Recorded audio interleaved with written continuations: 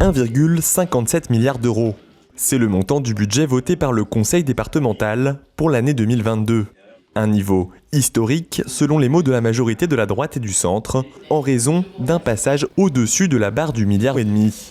Une hausse qui profite aux investissements consacrés en grande partie au collège. Le budget se traduit en une stabilité du budget de fonctionnement, voire une très légère baisse. Donc on maîtrise nos dépenses de fonctionnement, ce qui nous permet d'investir beaucoup plus.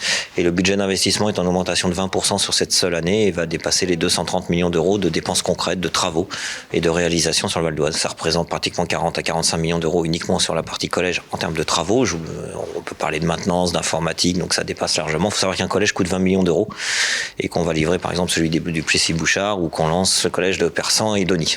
Autre investissement à la hausse, les aides aux communes, 30 millions, soit plus 20%, ou encore les mobilités, 62,2 millions d'euros, dont 4,5 pour le développement du vélo, soit plus 2%.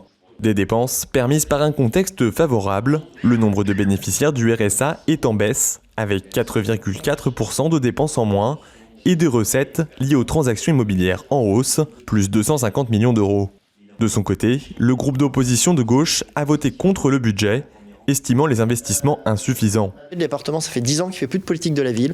Et on a la possibilité aujourd'hui de remettre de l'argent sur la politique de la ville, de venir cofinancer des projets qui bénéficieront aux territoires qui sont défavorisés. Donc voilà un peu ce que nous demandons. Nous demandons qu'on ne soit pas frileux, sur le rôle que le département doit avoir dans l'accompagnement des territoires les plus en difficulté, des populations les plus en difficulté de notre département.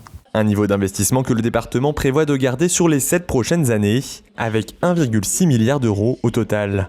La majorité prévoit également de continuer le désendettement du Val d'Oise, moins 45 millions d'euros cette année. La dette devrait atteindre 825 millions d'euros en fin d'année, son plus bas niveau depuis 2010.